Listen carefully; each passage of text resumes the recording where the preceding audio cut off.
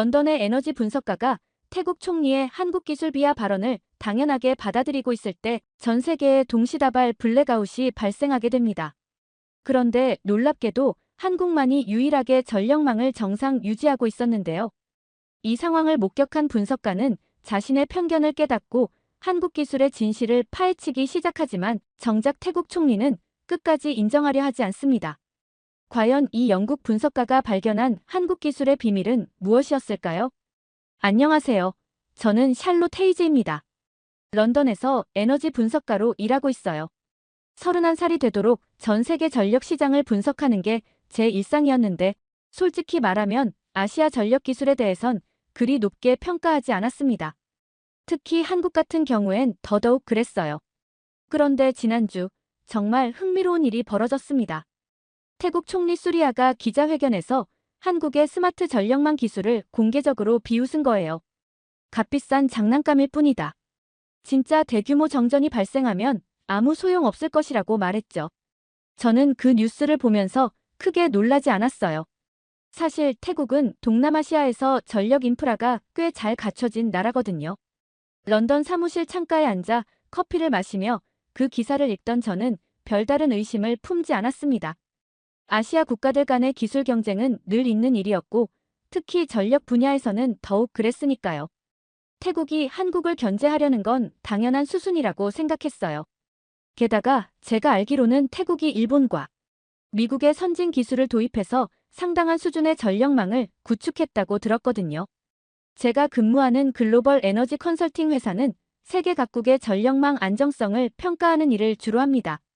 그런데 한국의 스마트 전력망에 대한 구체적인 데이터는 생각보다 많지 않았어요. 대부분이 언론 보도나 정부 발표 자료 수준이었죠. 반면 태국의 전력시설은 일본과 미국 기술을 기반으로 해서 상당히 안정적이라는 평가를 받고 있었어요. 동료들과 점심을 먹으며 이 얘기를 나눴는데 대부분이 저와 비슷한 반응이었습니다. 한국이 전력 기술로 뭘 할 수 있겠어? 태국 말이 맞는 것 같은데 라는 식이었어요. 저희는 모두 서구 중심의 시각에서 바라보고 있었던 것 같습니다. 아시아 기술에 대한 선입견이 분명히 있었던 것 같아요. 사실 저도 한국 기술에 대해서는 반도체나 자동차 정도만 인정하는 수준이었어요. 전력망이라는 건 국가 기반 시설의 핵심인데 과연 한국이 그 분야에서 얼마나 신뢰할 만한 기술을 갖고 있을까 하는 의문이 들었죠. 더군다나 태국 총리가 그렇게 확신에 찬 목소리로 비판했으니 뭔가 근거가 있을 거라고 생각했습니다. 회사 동료인 마이클은 아예 아시아 국가들끼리 자존심 싸움하는 거 아니야? 실제론 별 차이 없을 텐데라고 말하기도 했어요. 저도 그런 생각에 동조했습니다. 기술적으로 큰 차이가 난리 없다고 봤거든요. 그런데 며칠 후 예상치 못한 연락을 받았습니다. 싱가포르에서 열리는 국제에너지안보 정상회의에 참석해달라는 초청장이 온 거였어요. 주제가 딱 맞아떨어졌습니다. 대규모 재난 시 전력 복구 속도에 관한 논의였거든요. 저는 영국 대표단의 일원으로 참석하게 되었어요. 회의 안내서를 받아보니 정말 흥미로웠습니다. 한국도 참석 예정이었고 최신 스마트 전력망 기술을 시연할 계획이라고 나와 있었거든요. 태국은 미국, 일본과 함께 연합팀을 꾸려서 자국 기술의 우수성을 강조할 예정이었죠. 저는 이번 기회에 직접 한국과 태국의 기술을 비교해 볼 수 있겠다고 생각했어요. 상사인 데이비드 부장은 제게 이렇게 말했습니다.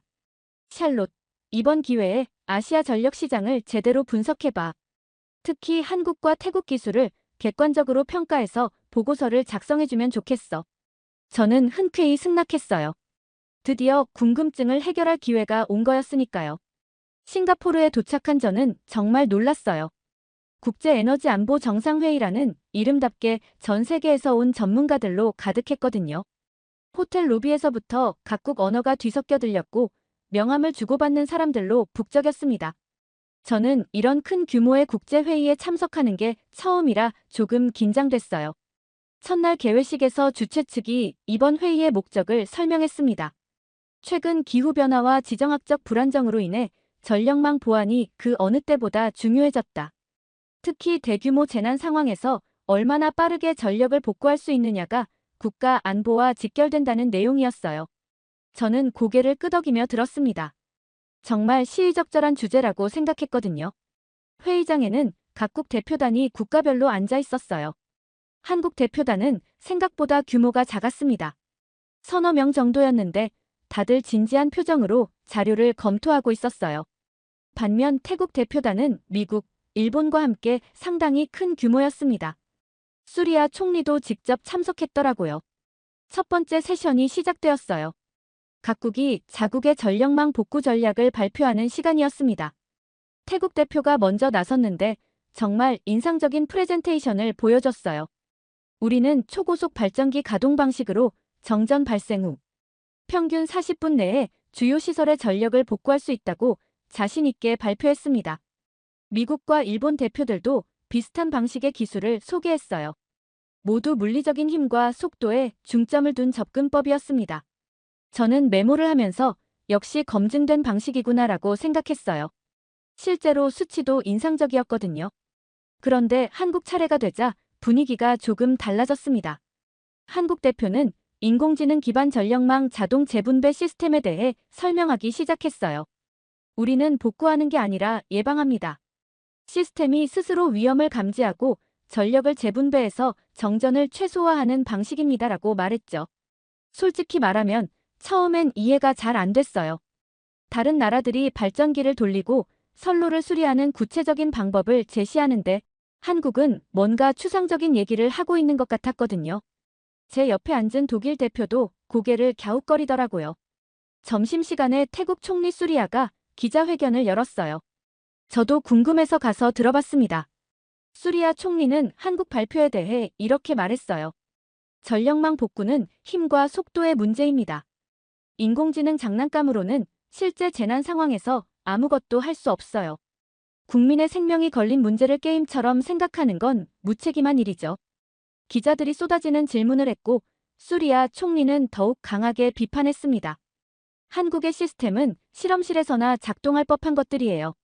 진짜 태풍이나 지진이 일어났을 때 컴퓨터가 뭘 할 수 있겠습니까?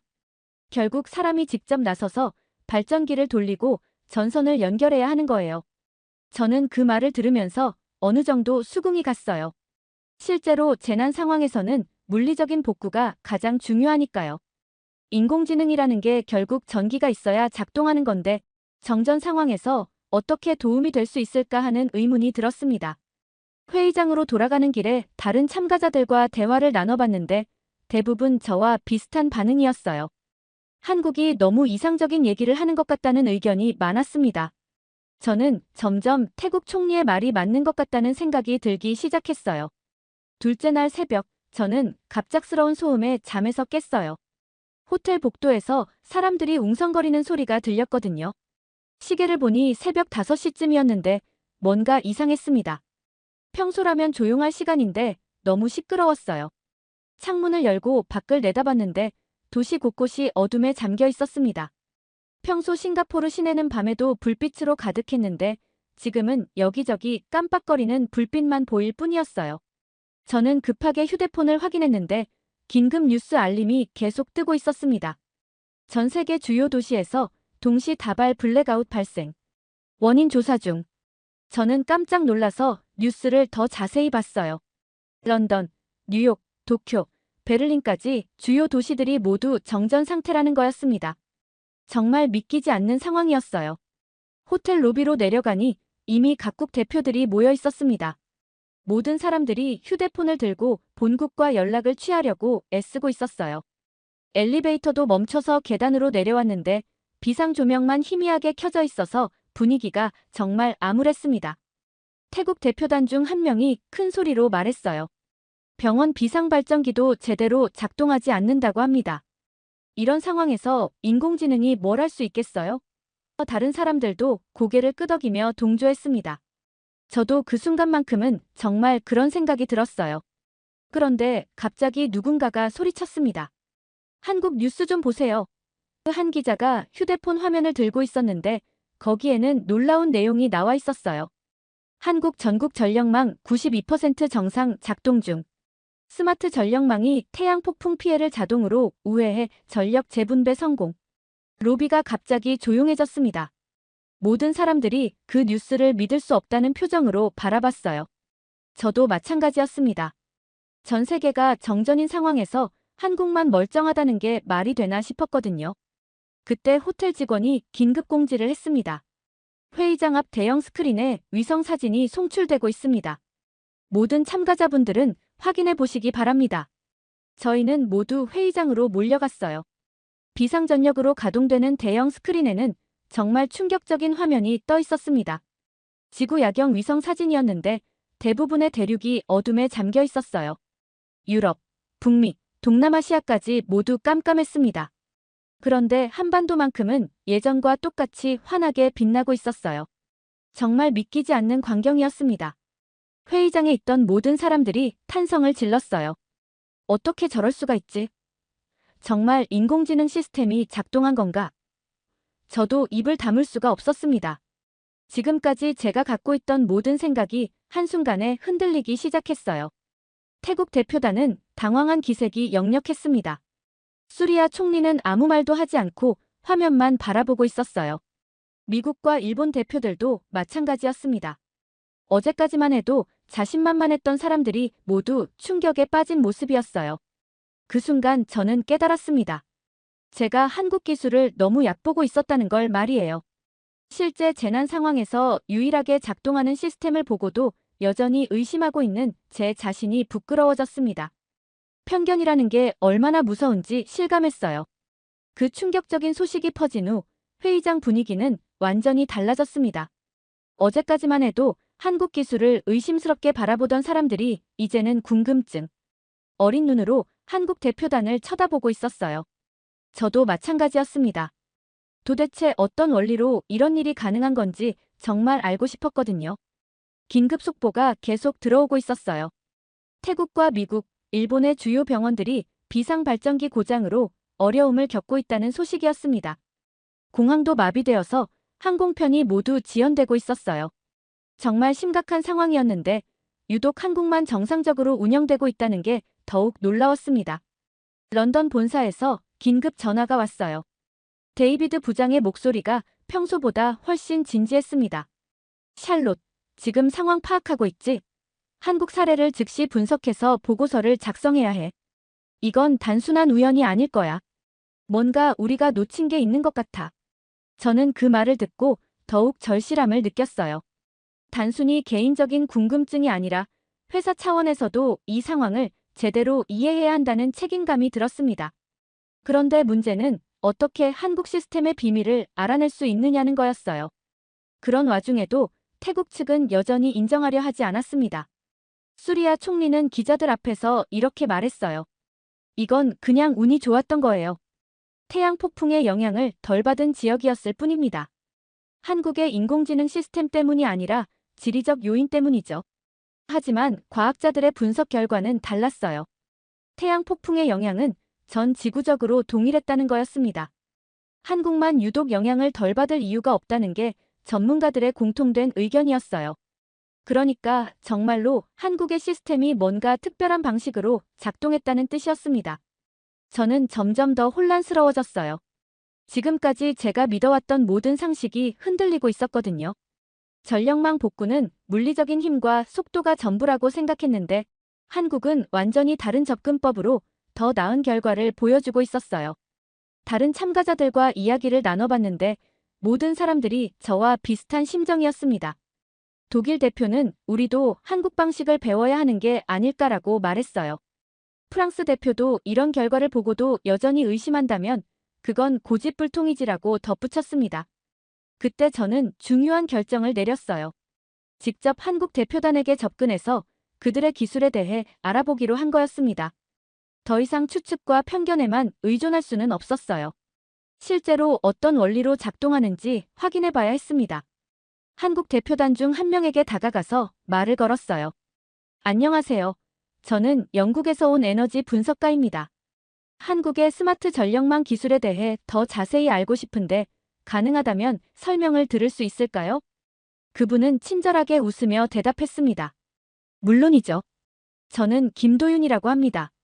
한국전력공사에서 스마트 그리드 개발을 담당하고 있어요. 많은 분들이 궁금해하시는데 사실 원리는 그리 복잡하지 않답니다.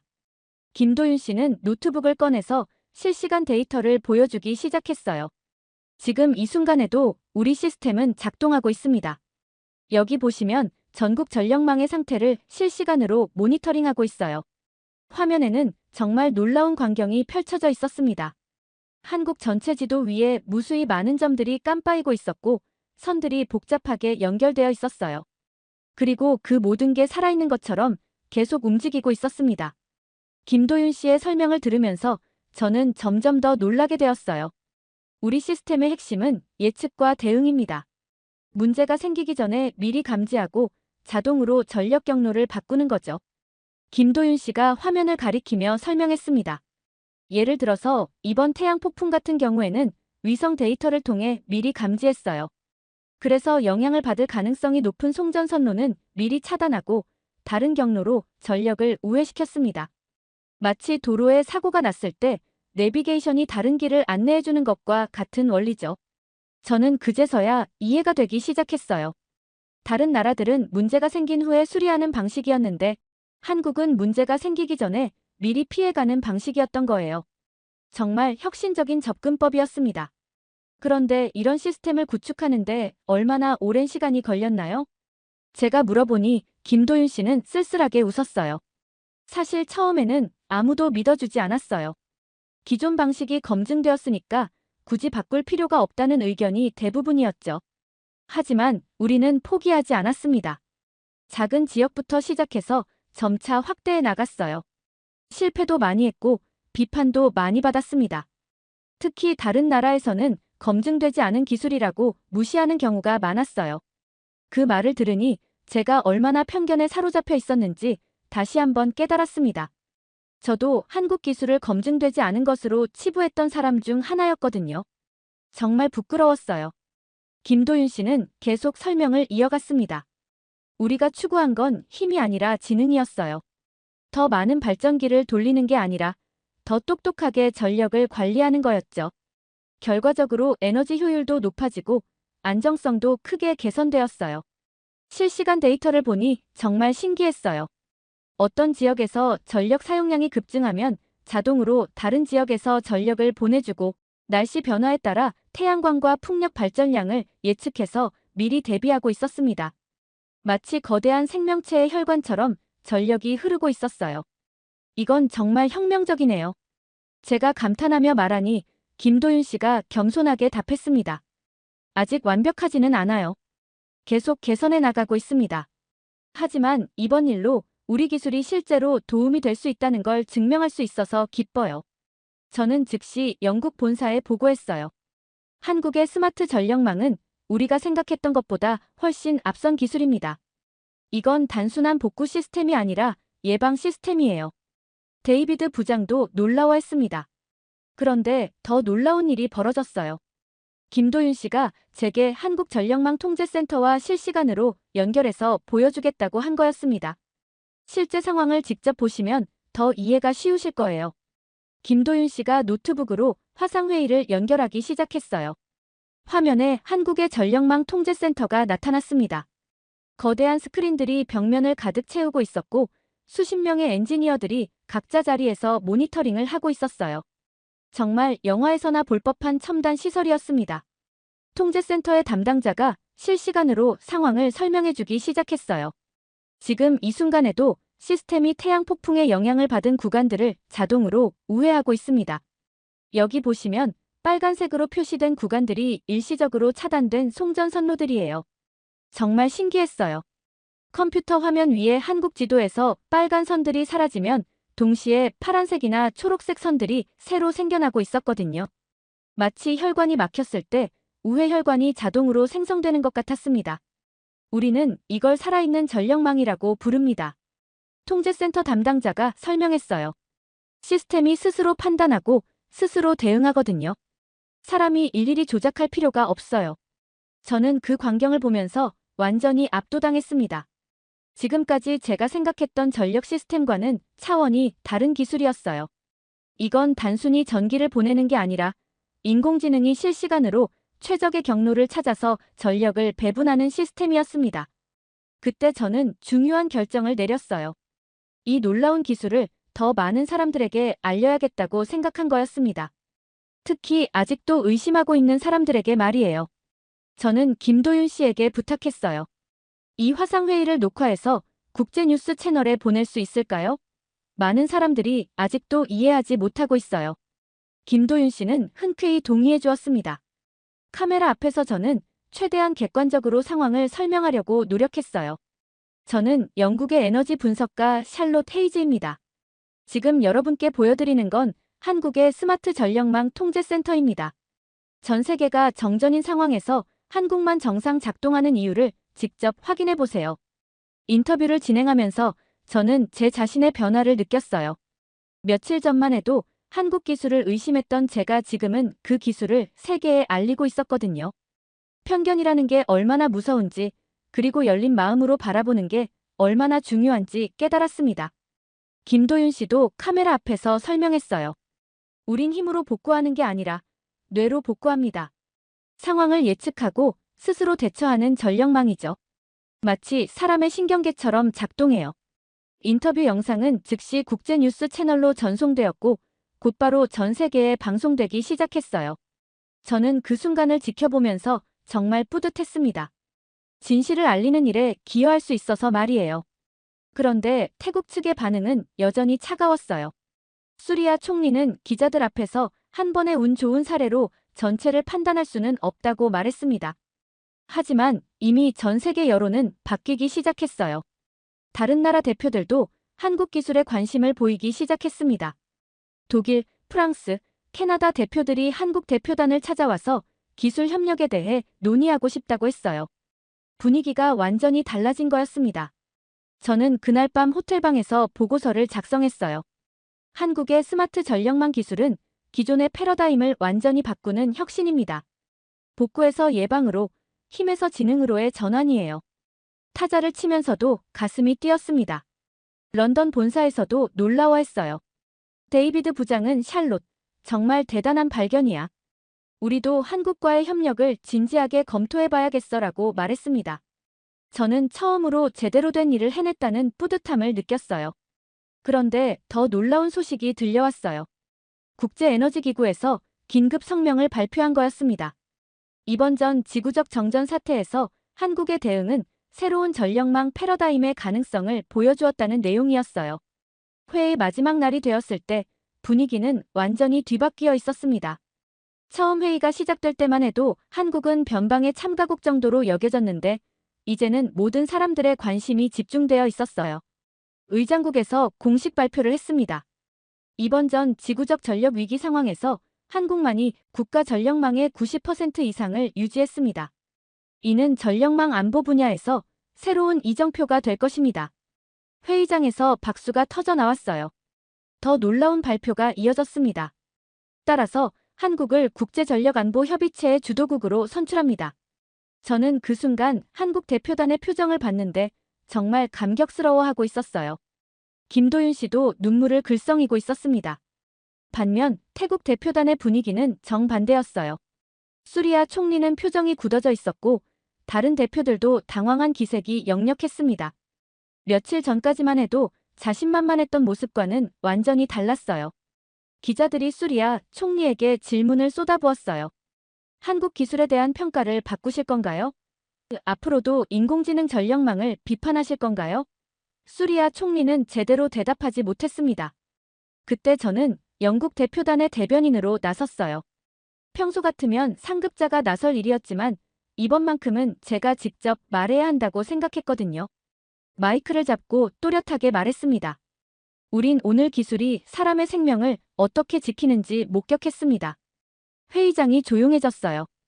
편견과 선입견을 버리고 열린 마음으로 바라볼 때 진정한 혁신을 발견할 수 있다는 걸 배웠어요. 제 말이 끝나자 회의장에서 큰 박수가 터져 나왔습니다. 여러 나라 대표들이 고개를 끄덕이며 동조하고 있었어요. 저는 그 순간 정말 뿌듯했습니다. 진실을 말할 용기를 낸 제 자신이 자랑스러웠어요. 한국 대표단이 저에게 다가와서 감사 인사를 했어요. 김도윤 씨는 처음엔 의심하셨지만 결국 이해해 주셔서 고맙습니다. 이런 분들이 있어서 기술 발전이 가능한 거죠라고 말했습니다. 회의가 끝난 후 여러 나라에서 한국과의 기술 협력 의향서를 제출했어요. 독일, 프랑스, 캐나다뿐만 아니라 호주, 브라질까지 관심을 보였습니다. 한국 기술이 전 세계로 퍼져나갈 준비가 된 거였어요. 저는 그날 밤 정말 감회가 새로웠습니다. 며칠 전까지만 해도 한국 기술을 무시했던 제가 이제는 그 기술의 전도사가 되어 있었거든요. 사람의 생각이 이렇게 빨리 바뀔 수 있다는 게 신기했어요. 하지만 동시에 반성도 되었습니다. 만약 이런 극적인 사건이 없었다면 저는 계속 편견에 사로잡혀 있었을 거예요. 얼마나 많은 훌륭한 기술들이 편견 때문에 묻혀버렸을까 하는 생각이 들었습니다. 귀국 비행기에 오르면서 저는 정말 많은 생각을 했어요. 지난 며칠간의 경험이 제 인생에서 가장 큰 깨달음을 준 시간이었거든요.